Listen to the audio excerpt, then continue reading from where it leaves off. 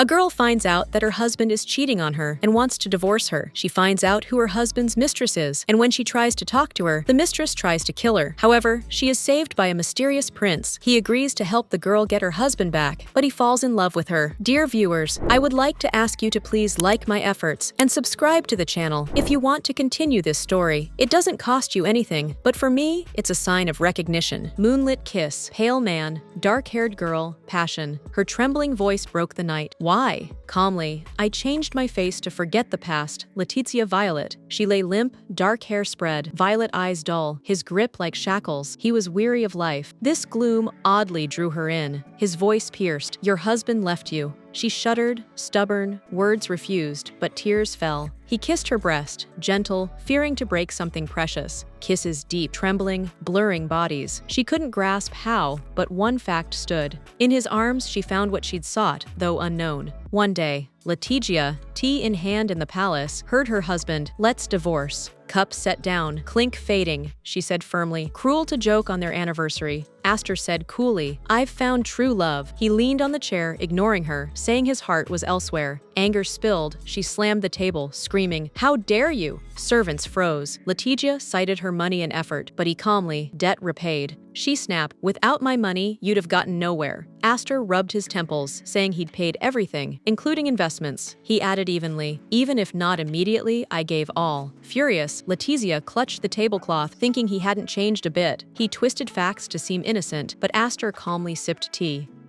Letizia's eyes dimmed. His debt ruined her family. Voice trembling, she yelled, "Father was forced to choose. Now divorce?" In a world where reputation outweighed wealth, ruin meant death. Letizia's father lost all on a bad bet, then killed himself to shield his family. He gave Astor money only for her sake. Letizia glared. "You'll marry her?" Astor glanced up, as if unsure he heard, or feigning confusion. She breathed slowly, then said coldly, "I know everything. Without her, no divorce." A betrayal flashed, her chained in pain, him embracing with false love. Astor waved off tension. "Let's discuss compensation costs." Words seared her. She screamed so loud Astor flinched, begging her to stop mentioning money. She trembled with rage. "What good is money if it can't resurrect my father?" She pointed, venom in her eyes. "You'll answer, Astor. I'll expose you." Her resolve held. These words cut his patience. He slapped her, making tears sparkle. His gaze burned icy fury. "The past is past. Even your father would hate your moaning." Holding her cheek, she heard him say he'd had enough. Astor's disgust grew. Her tears and anger annoyed him more. He looked away, bitter. "I just wanted to say our marriage was a disaster." He spoke like a prisoner trapped by debts and betrayal. Seeing her anger, not her pain, made her tears fall. Astor touched the ring, avoiding her gaze, cold. "I don't care if you hate me." He removed it with theatrical confidence and insult itself.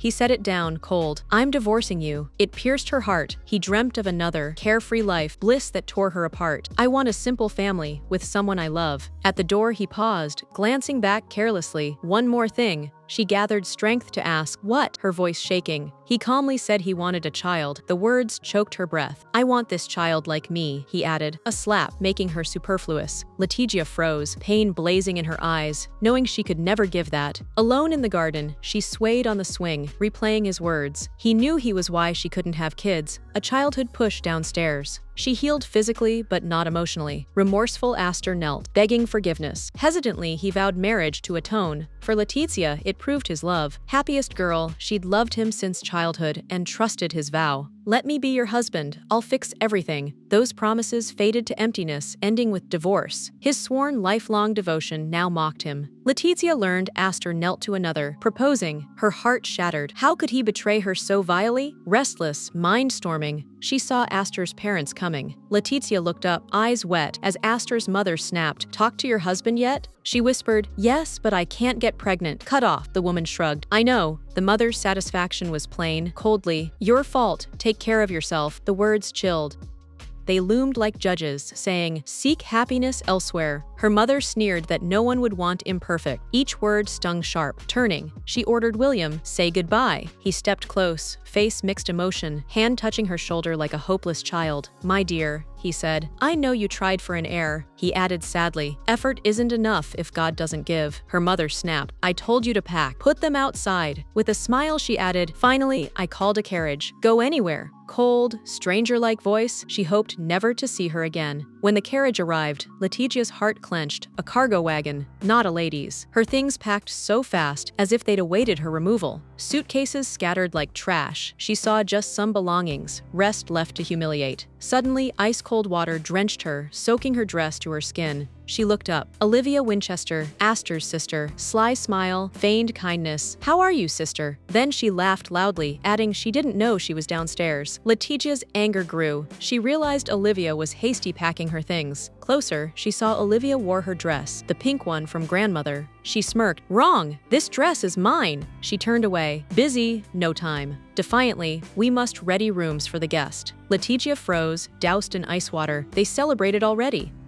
They'd take her room, her only safe haven here. Unable to bear it, she exploded at the door, screaming, "You'd just leave me?" Servants tried to calm her, but her despair raged. Could they truly do this? Exhausted, she fell, tears streaming. No, it can't be. Silence, then memories, humiliation, fear, silent cries. Years of mockery and cursing. This was never home. Was she family? No. She returned to her childhood home, Violette Palace. As she entered, her stepmother's icy voice said, "Broken up with Astor?" Then without pause, "And on your anniversary?" Letizia flinched, hid her shame, whispered an apology. Her stepmother raged. "You failed the marriage. The Violet families broke and lost your father." She added, "Your father once called me a bad stepmother." Eyes glittering, she said, "And now he's abandoned you too?" Each word stung. Letizia clutched her dress, recalling her father's death. "Your sister died. Better if you'd gone together." She sneered, "Get out." The ground seemed to vanish. She was cast from her last refuge. She advanced, struck Letizia with her fan, tossed it aside, "Leave and never return."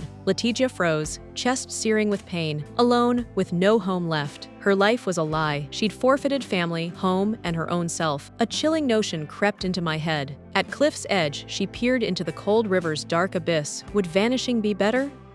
Then came a familiar, sneering voice. That wretch again. Letizia turned. Astor stood with her destroyer. He held that woman's hand, gazing with a warmth she'd never seen from him. Graceful Lianka Snowweather, dreamlike, pink eyes gleaming, violet hair flowing, smiled. "Let me speak with her briefly." Astor nodded, not sparing Letizia a glance. Lianka neared, sweet sympathy. "How do you feel?" She draped a blanket over Letizia, as if shielding her from wind. Taking her hands, she feigned regret. "How cold, a tragedy." With hidden smile, Lianka whispered, "Walk with me, I must speak." Rage boiled in Letizia. She jerked free, screaming, "No!" Like thunder, Lianka flinched theatrically. "But miss?" She grasped her hand again, pleading, "Aren't you curious?" She leaned close, whispering ice, "Know what preceded your father's death?" Letizia gasped, eyes wide, stammering, "What did you say?" Lianka savored it, smiling mockingly, basking in Letizia's confusion. Lianka sneered, "You loved your father, didn't you?" Letizia fought tears, shocked by the woman's audacity. Lianka turned venomous. "Astor avoids you, you're sinister." She tilted her head. "Want truth? Follow me." She craved more pain. "Stay away, your stench clings." Clutching her dress, Letizia fought anger at the thief of her husband and dignity.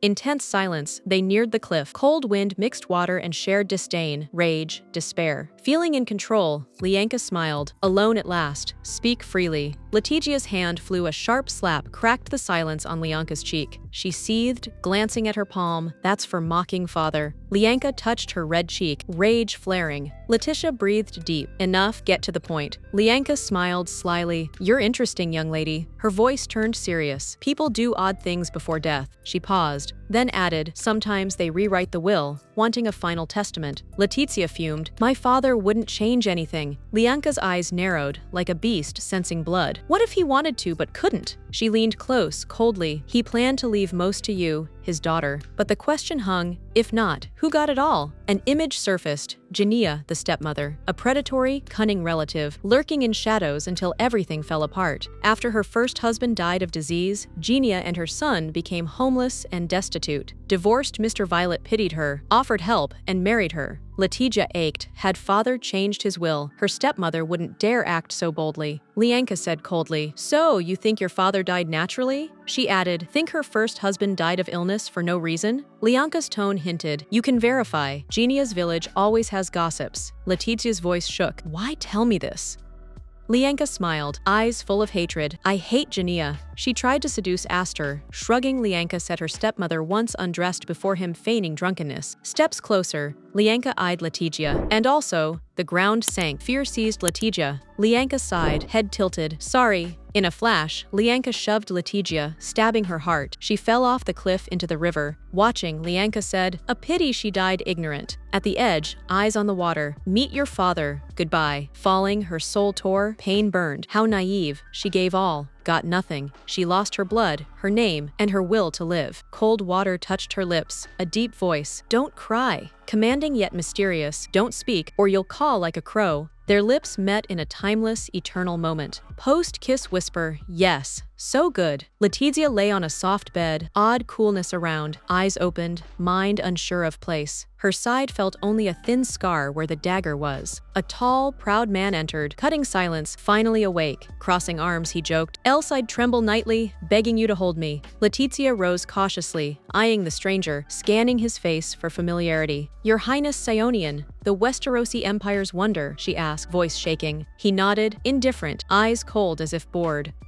Silence hung till she asked, "Why save me?" He cut off. "I ask questions. You're the Earl of Violet's only daughter, and the Marquess of Winchester's daughter-in-law, right? And then, so you end up in the river, knife in chest?" Stunned, she hid the scar, her only defense. Sionian sat on the bed's edge. "Don't touch the wound," he snapped. Then his lips met her breast, gentle yet sudden. Just then, a brown-robed man entered, indignant. "Your Highness!" It was Rengaro, his advisor, grumbling, "She's just awake. Why pick on her?" Sionian, nitpicking. Rengaro calmly explained, "She may be disoriented, waking in a strange place." He continued, "We're on a Westeros Imperial ship, a legendary land west of the Northern Realms, where gods once lived, giving imperial blood extraordinary folk. Saul was one, a semi-legend with divine powers." Rengaro tried soothing her. The ship wasn't heading west, but she only wondered how she ended up among strangers. Rengaro calmly, "In the north, His Highness found you unconscious by the river. They aided her, dressing her wound, yet she stayed unconscious for a full week." Letizia, uncertain, "Is healing people like Saul common?" asked, "Does touch and gaze really work?" He said it only helps minor injuries, but there was no choice. She fretted over her family,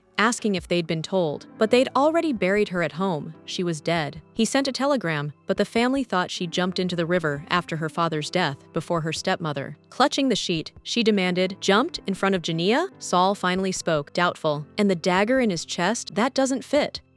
He asked her, "Did your stepmother do it?" Before she could answer, Rengaro cut in. "Of course it's her. She saw the lady last." Saul interrupted, "I'm talking to her, not you." Letizia touched her wound, voice calm yet strong. "No, it's not Genia." She stared ahead. "Lianka Snowweather, my husband's mistress, did this." Rengaro frowned. "A pink suka, bluish hair? Our messengers saw her. Lianka was involved." Learning she'd sobbed at her funeral, Letizia burned with rage, eyes blazing, heart clenched as if betrayed anew. "Will you return to him?" Rengaro asked. No, he was in on it too. Her eyes held firm resolve. She'd make her killers pay, even to her last breath. Saul watched, noting her shift. No pain, just determination. "I have a suggestion," he said. Sol said firmly, "I'll teach you perfect revenge." Hope lit Letizia's eyes. Sionian smirked. "We'll make them beg for death." Quietly, he added, "Trust me, and you'll regain wealth, dignity, yourself." His voice was so powerful that Letizia couldn't doubt him, yet her heart warned, nothing from such a man comes free. Then words chilled her soul. Letizia Violet must die. She froze. Nervously, she asked, "Just using me?" Sionian sat on the bed, smiling. "You're quicker than I thought." But seriously, there's someone who killed a person I couldn't protect. He needed someone to enter high society and gain secrets through trust.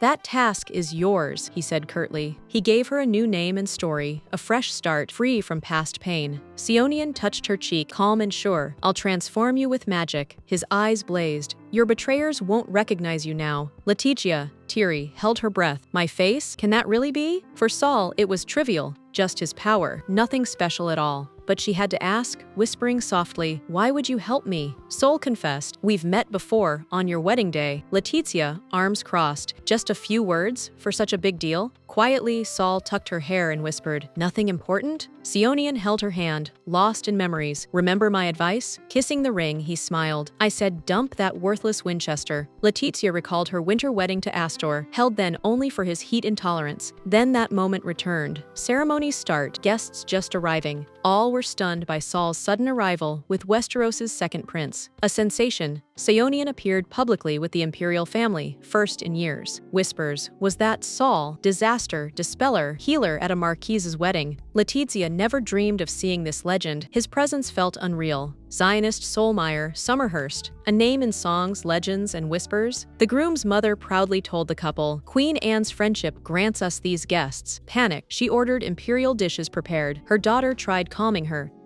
Letizia, too late for fuss, dishes won't be ready. But the future mother-in-law whispered, "This wedding's too modest. His only daughter marries. So simple," she grumbled. Astor, annoyed, "Mother, enough." She quieted, though discontent remained. With a venomous smile, when a daughter-in-law arrives, a son stops listening. That stung. Olivia, Astor's sister, suggested, "Maybe Saul should toast the couple?" Her mother hummed, "Maybe that'll stop grumbling." Olivia lifted her chin, smoothed her dress and hair, solemnly asking the guest to speak. The mother-in-law squeezed her son. "Your sister works so hard for this wedding." With an expectant look at Letizia, she added, "Olivia is an example. Learn from her." The words stung. Olivia returned, fuming. Sionian said he'd only speak if asked by the couple personally. The mother-in-law pointed, "Astor, go ask." He hesitated, not sure that's wise. Letizia, weary of being called passive, decided to act. She'd prove them wrong. She smiled gently. "Come, let's ask together." This could strengthen the family's name in aristocratic eyes. Astor sighed, reluctant. "Fine, let's go." Exchanging a formal glance, they approached Prince Calix and Sionian, maintaining dignity. Prince Calix smiled. "Ah, our newlyweds, the real heroes." They bow, state their names, acting expectedly before royalty.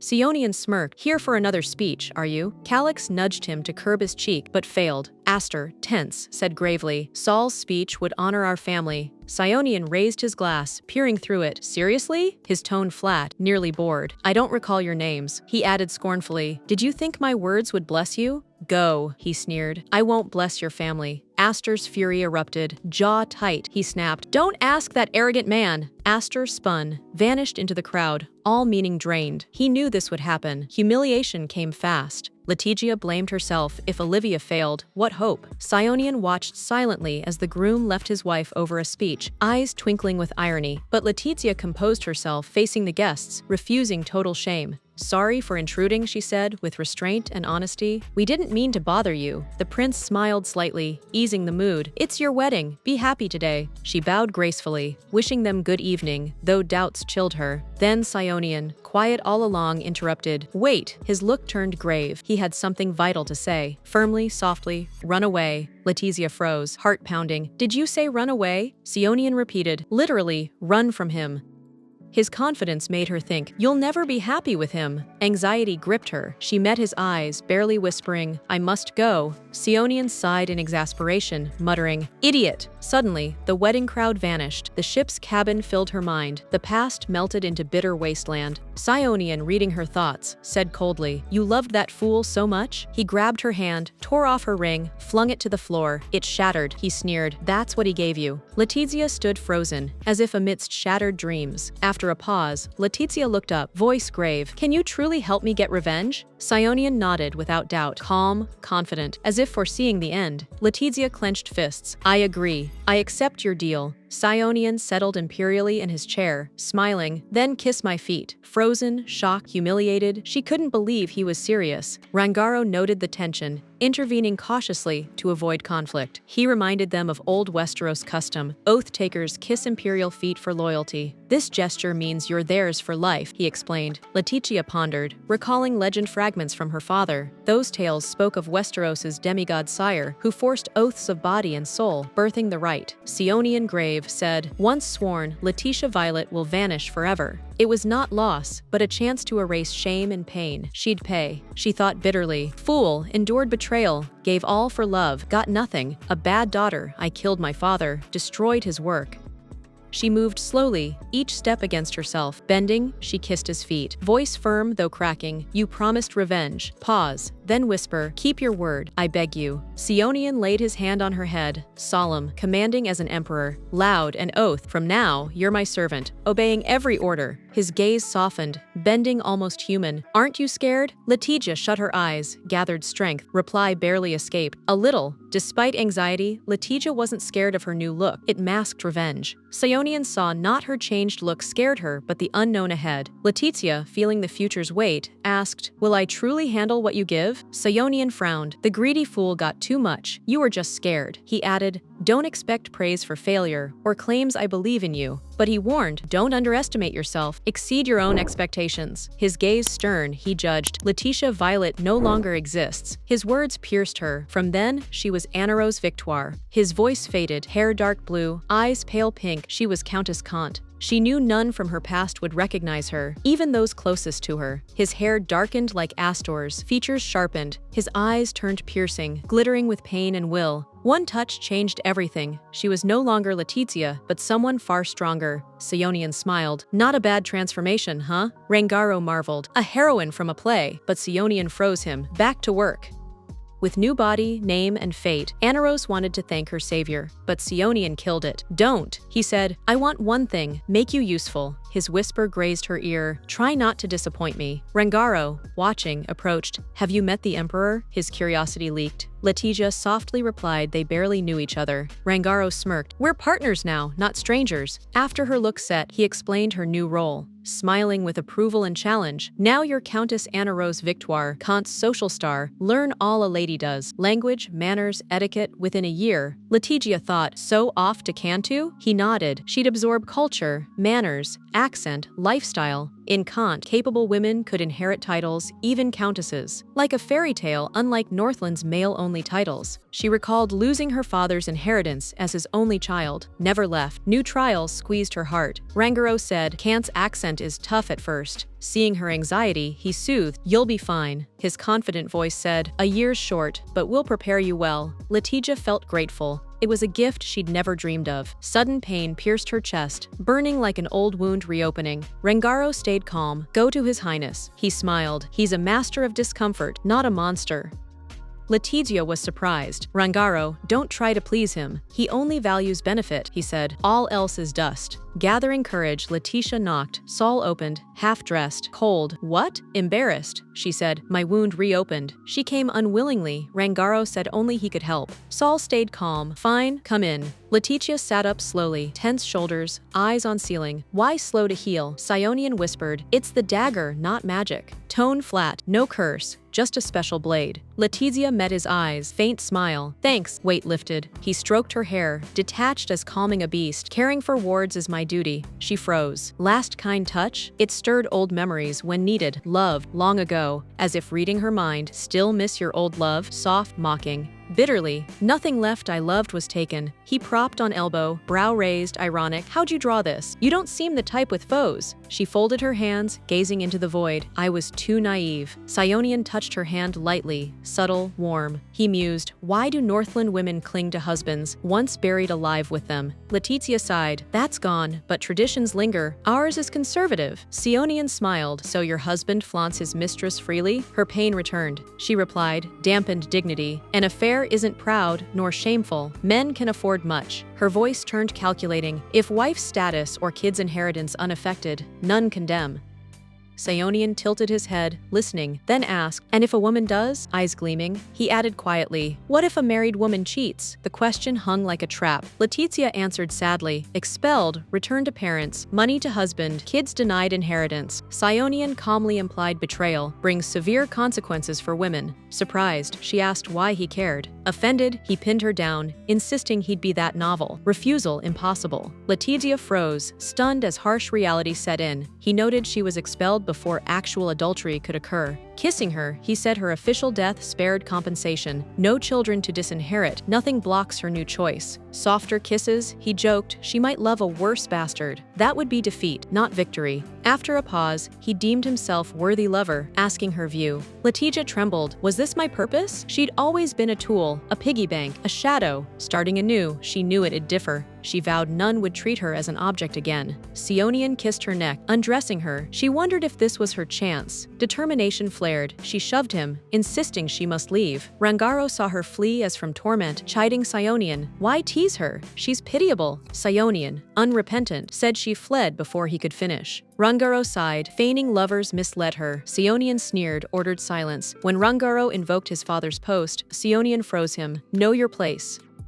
Buttoning his shirt, Rangaro smiled wearily. You're Saul, I expected no less. Yet he cautiously added he still feared for her. Why not explain, clear the air, and let his plan run smoothly? Letizia slept, yet nightmares supplanted peace, dragging her into shadow. She dreamt of Lianka with the same dagger as that day, so vividly real. Lianka whispered icily, piercingly, "You want to heal in peace?" The voice was prophetic, summing her life. Was this all she could do, with the world turned away? Lianka continued, each word sharper than a blade. "Why did a loser join us?" Her last cruel words echoed, "If not for you, if you died," leaving a black mark. In her dream, she screamed for help, but pain muffled her cry. In delirium, Aster reached out, as if to save her. She begged him in despair, hoping he'd save her. But he whispered, "No one can save you," worse than the nightmare. Letizia woke with a pounding heart, but the nightmare's dread lingered. She breathed deep for composure, then went to the kitchen for a pause. Deciding wine would numb her pain, she took out a bottle. A familiar voice asked from behind, "What are you doing here?" He took the bottle, reproaching, "You have an open wound, and you drink?" Confused, she said she couldn't sleep due to the pain. He replied flatly, "You should have come to me." He sighed, annoyed. "Why no painkiller here?"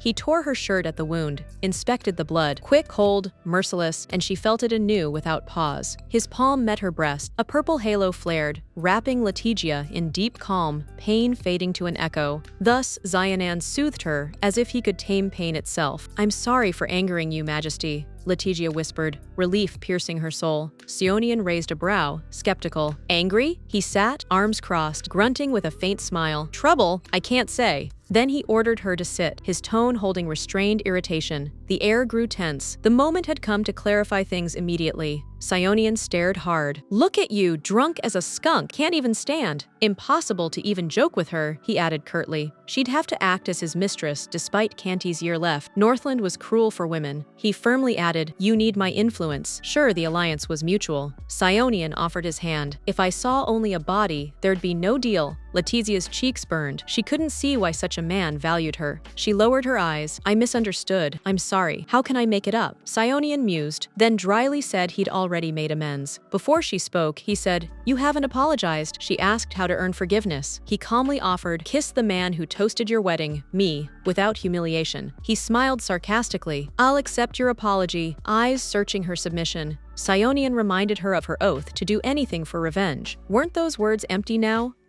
Letizia saw Sion testing her, checking if she could play his mistress, odd but logical as her new game began. She tried calming herself, calling it theater, yet each word made the act harder. Seated on his lap, she overrode tension and asked him to close his eyes, though unready. Sion mocked, "Shy virgin?" Letizia shut her eyes, fumbling for his lips, feeling lost in the dark. Sion halted her. "On purpose?" Embarrassed, she whispered, "I've kissed not in ages. It feels forbidden." He said, "To bed." Apology accepted. Letizia tried treating it as a test, but her soul's weight grew. The game felt too real. Sion sensed sudden, uncontrollable heat. Something inside him had shifted. He shed his shirt to drop the feeling, yet inner unrest persisted, body acting on its own. Just then, Rangaro entered, slicing through his thoughts and bringing awkwardness. Rangaro hotly demanded payback for his treatment, pressing so hard Xionian lost his temper. Out of patience, Xionian ignored him and shoved him out the door. Next morning, Letizia woke to outside noise, anxiety speeding her steps. Leaving her room, she sought the commotion's cause and why dawn churned so. On deck, Rangaro faced a stranger, deepening her unease further. With forced cheer, Rangaro said, "Ah, ma'am, good morning. Slept fine?" She answered calmly, "Yes, thanks. Any issue with the ship?" The stranger vowed all stayed controlled, though they'd wait longer still. Rangaro smirked. "A broken engine? Nothing as usual."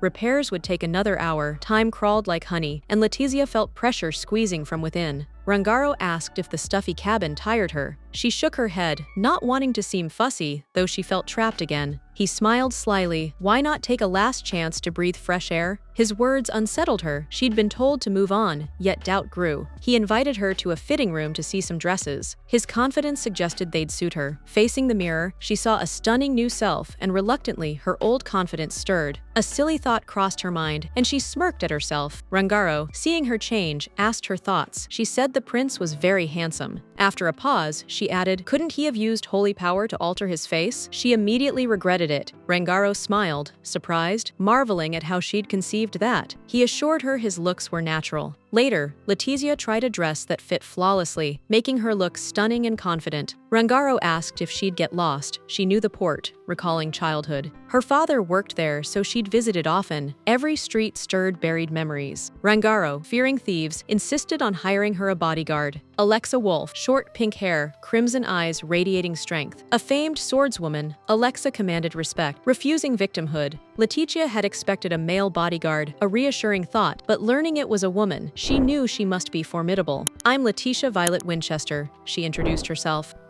Rangaro cut in, insisting the name was wrong. His tone unsettled her, though she couldn't say why. "Excuse me, Annarose Victoire." "At your service, Miss Annarose," Alexa said, kissing her hand. Before them loomed the majestic ship, a royal marvel of scale and grace. Platinum Celestia, Westeros's pride. Letitia saw it as a symbol of power. "The name suits her well," she smiled. "Her beauty matches it." Then familiar voices mocked the ship's size, laughter chilling. Letizia, Olivia, and Clarissa, her heart jumped. His ex-mother-in-law sneered. "All ships look alike. Ours is modest but elegant." Non. Letizia panicked. She'd missed Astor's ship beside her. It shook her expectations. Olivia sniffed. "We need a bigger ship. Business is up. We must match Winchester status." Clarissa indifferently agreed. Olivia's blade-like smile. "You should have claimed insurance when that girl died." Letizia seethed. "Arms crossed," she said. "She was useless alive." "And death hasn't changed that," Olivia added, dismissing her death as trivial. Clarissa explained. "Astor is too kind." She added that guilt over his wife's death made him refuse the insurance. Olivia sneered. "Her stepmother's lucky she's clueless about money." Lianka, sole heir of Snowweather, survived the fire that took all but her. The Winchesters saw her as a good investment, valuing her dowry only financially. Clarissa and Olivia joked her dowry would exceed their late daughter-in-law's.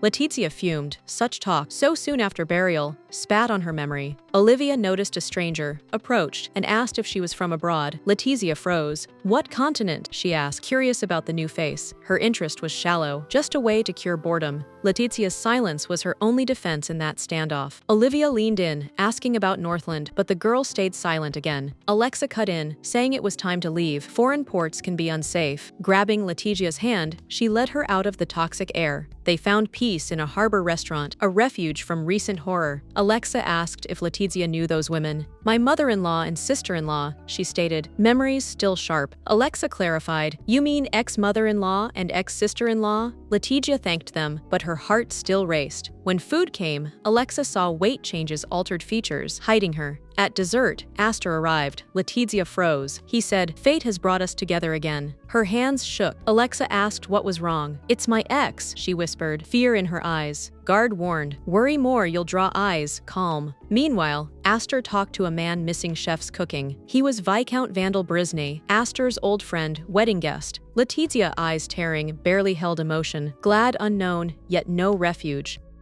Alexa saw her face, asked softly. Letizia forced pale smile. "I'm fine." The guard said leave. Letizia wanted out of this place. Bad memories. Passing Astor and Wandel heard, "Your wife died? You accepted it?" Astor coldly. "She had nowhere. A barren woman has no value." Wandel, "You left her on the street with nowhere to go." Astor shrugged cynically. "I'm not charitable. She's stubborn egoist clinging to marriage. Accused me of river jumping. I don't need her insurance." He spurns blood money, not for Lianka. Stunned, Letizia wobbled, heart pounding, mind reeling. She'd thought pity moved Astor. Worse, he felt no remorse. His betrayal stayed total till the end. Astor sat cool. A woman's suicide and divorce is her choice. Prayers futile. Those words dizzied Letizia. Darkness closed in. She nearly fainted from anguish. Wandel offered aid, deeming her tears unignorable, but she spurned both help and pity. Alexa insisted the lady needed no stranger's care. She upheld her when all caved. Then Sol breached the fragile quiet. He neared. His voice boomed. "I left a moment you weep," she sobbed, heart constricted. Seonian joked, easing her. "What to do with you?" He vowed to never be late again, even circling the globe. He hugged her gently, promising anything, even the whole world. As they left, Letizia sobbed. Seonian asked, crying, "Still love him?" She denied the bitter truth. "No!" she yelled, though it echoed a self-deceiving lie.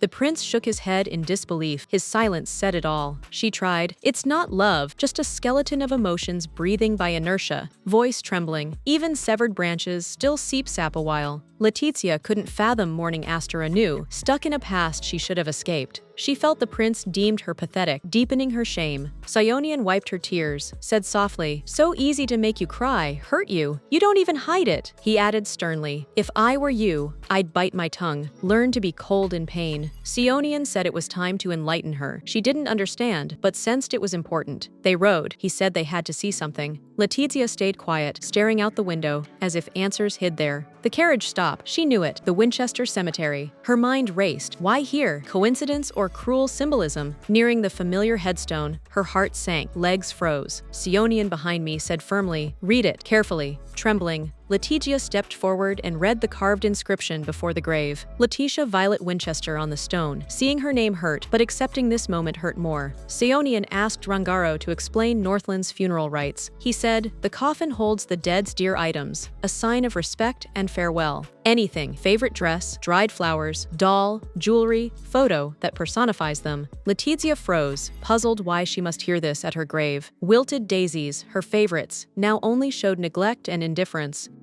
Sionian asked if she'd like to know what was in her coffin. She breathed harder. She said no, firm, but inside she screamed the opposite. Yet the prince persisted, believing harsh truth would shatter her illusions. Two men in black dug silently. Letizia watched shovels cut untouched ground. Sionian touched the coffin, sneering, "Cheap, even this trash." Her chest turned. Old wounds tore open again, deeper, worse. Opening the lid, she flinched. Dirt, old clothes, scraps, nothing of her. Her life, love, memories, all garbage. Her dignity was buried too. Rangaro burst. "Who put that in a coffin?" Sionian squeezed her shoulder. "Bury what's left. This is it." "At the grave?" he asked, still missing the past. Her body shook, eyes blurred. She fainted. He caught her, weak, unready. Rangaro defended her. She's shocked. She saw herself erased. Sionian said grimly, "I brought her for that. Revenge isn't roses. She must hit bottom to see no way back." Rangaro sighed, head clutched. "Your ways work, but timing's worst. Apologize when she wakes." They watched her, dreading nightmares. Her pale face showed pain lingered in sleep. Next morning, Letizia slowly roused, recognizing the prince's chambers instantly. Sionian read, not looking, yet she felt his presence with every breath. Unwilling to disturb, she sat up and moved to go. "Stay," his voice halted her. Without turning, fever still high from shock, she felt utterly shattered.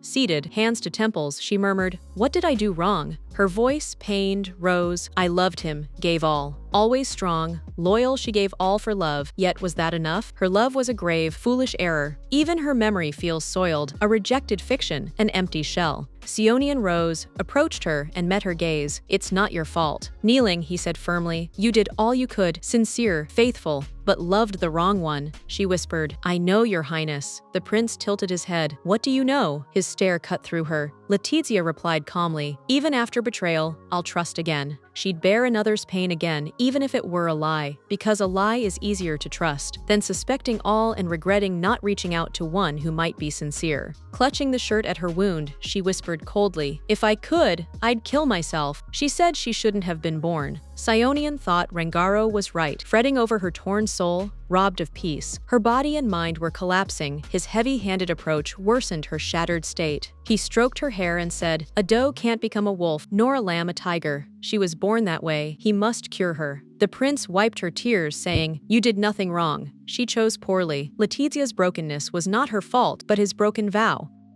Sionian kissed her forehead, asking her not to blame herself. Only her ex, who spurned her love, and his mistress, who replaced her, bear fault. Sionian tossed the girl onto the bed and sternly said, "This weighs on their conscience. Don't fault yourself for her suffering." He added, "You gave your all, stayed loyal." The girl's tears ceased. His words soothed her, though memories lingered. "Still wish to die?" he asked. She felt calmer, but he probed if pain endured. He claimed his healing of souls differs from souls. Yet as a man, he could comfort her, instilling hope. She touched her wound, doubtful. No more pain, fearing fleeting relief, with agony persisting. "I swear it," Sionian vowed. He kissed her neck ardently, swearing she'd forget her ex. Their embrace grew more intense, each kiss fueling the next. Her body quivered under his touch, fading past. Letizia always felt unworthy of Astor's love. She hated her weakness around him. I now see I should have hated what I'd become. His touch reignited pain, haunting my every move. She regretted loving him, but finally admitting it eased her heart. Their lips were centimeters apart. She gasped as his warm breath met hers. His harsh order made her focus solely on him, rendering all else irrelevant. She sweetly thanked him for the night, free of doubt, unforgettable. She swore it'd be their last. His soft gaze, though, pulled her in.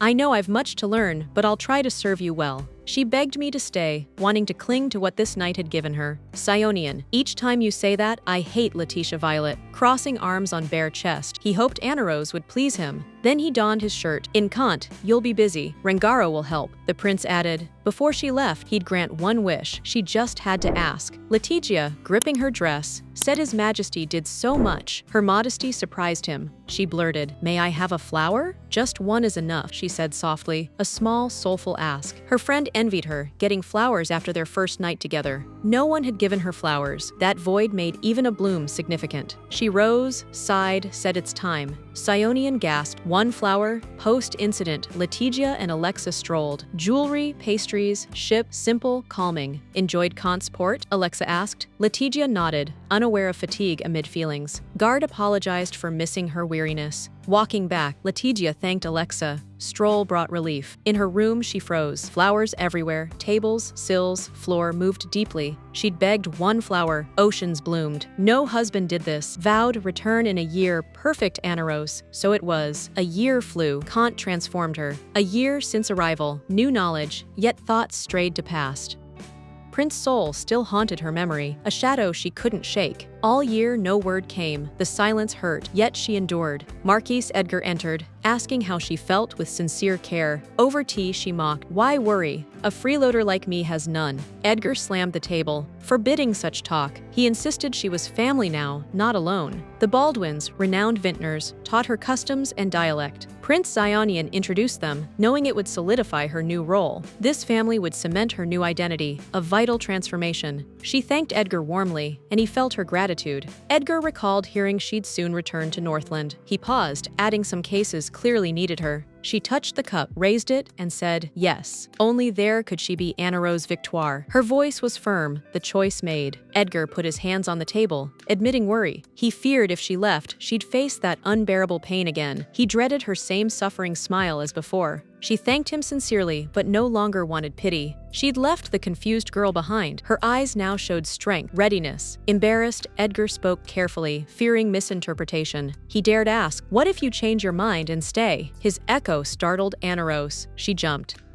In silence, the door swung. Margie demanded, why change her mind? Her red hair rippled, green eyes sharp, infusing the room with wit. She squeezed her brother. So rude. Ultra-high challenges? You slept through literature. Turning to Rose, she mocked such nonsense. How could a Kant lady stand it? Rose blushed, apologized, confused. Margie crossed her arms, asking dryly, what for? Rose rose, straightening. Proverb, set sail while wind blows. Time's priceless, she said, so wasting it's her fault. Margie clapped happily, smile bright, eyes sparkling. She hugged the girl, whispering, no one will guess you're a stranger. Brilliant. Rose thanked those who taught her daily, crediting them for all her skills. She noted caring for someone is hard, hence her lasting gratitude. Her mentors taught dance, etiquette, language, and literature, leaving her deeply indebted. Margie smiled proudly. Great job! Now you'll get a reward. She handed the documents to the girl. She is now Countess Victoire, a Baldwin relative. Margie solemnly said, congratulations, cousin. Welcome to our family. Rose hugged Margie tightly, feeling long-missed warmth. But Margie winked, there's more, one last gift. Then Rengaro entered, his calm presence filling the room. He greeted me warmly, saying we hadn't met in ages. Then, smiling softly, he added, you look great. Having the Baldwins care for you was wise.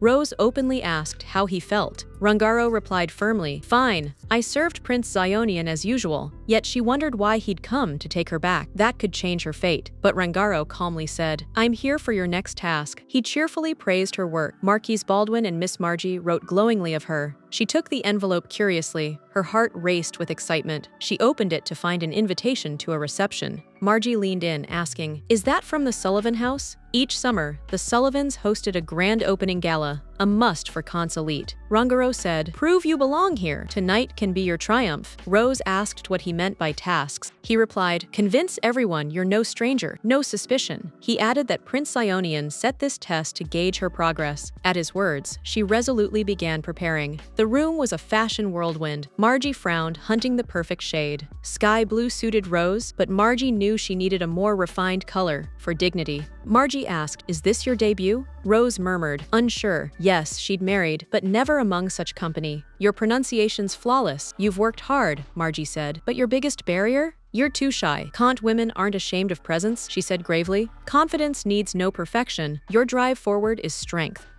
Time froze in the dress, dimness spotlighted her alone. Margie burst, "Both should be ashamed, ex and mistress. Why hide your eyes?" She rang, "You're no criminal." Rose knew being Annarose Victoire meant crossing a line, borrowed papers, another name. But Margie, sensing tension, veered. "Wear that white dress I chose?" Rose nodded, smiling. It felt right. Blue stone jewelry added fine elegance. Margie nodded, awaiting her at dawn by the main door. Margie's words warmed Rose, true joy in her darkness. She knew this woman was now mentor and friend. The night before was restless. Rose tossed, haunted by fear, excitement, anticipation. Between sleep and waking, she saw herself at a table with her former family. Lianka on Astor's lap smirked. He said coolly, "He's waited long for this." Lianka mocked, "Wonder how Letizia reacts," her voice like venom. Astor sipped wine. She was just a step to their shared happiness. Sionian appeared, took her hand firmly. "Trouble again," he said. His eyes studied her. New look, same frailty. "You'd crumble without me." Yet deep in his gaze glowed soft admiration, not daring to bloom. Rose touched his face timidly, fearing to dispel the ghost. "You smell of sun." Sionian leaned close, soft, "And you," with tears. Then, salty, bitter, sweet, like wet curtains after rain. He lifted her, firm yet tender. "Tonight I'll bed you alone." Through flowers to the room, he carried her.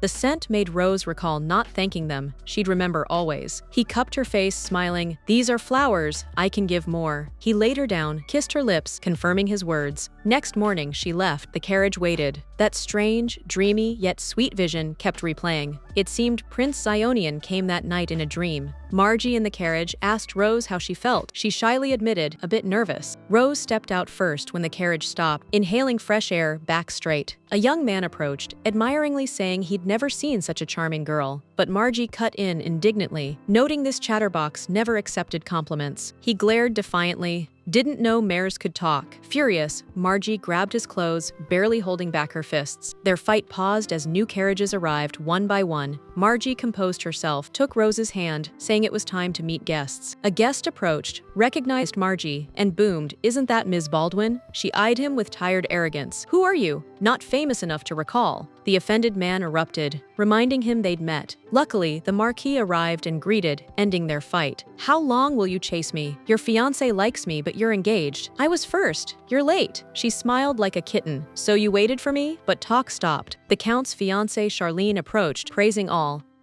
She praised Margie's outfits and jewelry, calling her incomparable. Charlene asked Margie, "Who's this lovely companion?" "My relative, Annarose Victoire." Rose's title came from her father, delaying her debut, she explained. Rose extended her hand to Charlene, smiling, glad to meet her. "Related to Miss Margie." "No wonder you're so lovely," said Charlene. Olivia, recognizing the voice, paused to greet an old Northland acquaintance. Rose froze, desperate to stay calm. Hiding herself, she smiled, denying she was Letitia Violet, recalling their port past. Olivia knew her instantly. That face is unforgettable. She told the Marquis Charlene often mentioned his family. The Marquis knew Northland clans, like the Winchesters, tea traders. Olivia, surprised it was her brother, heard his business explanation. Olivia laughed. "Good idea. White tea for Westeros? Who'd guess?" While others enjoyed themselves, Rose sensed bitter foreboding. They knew her past. The Marquis added white tea's healing power, neutralizing lyme, benefited skin. He asked how Olivia's brother learned of these properties, noting Northland had stopped importing tea because of its bitterness. Olivia, arms crossed, said awkwardly, "I admit, when my brother began this business, family opposed it.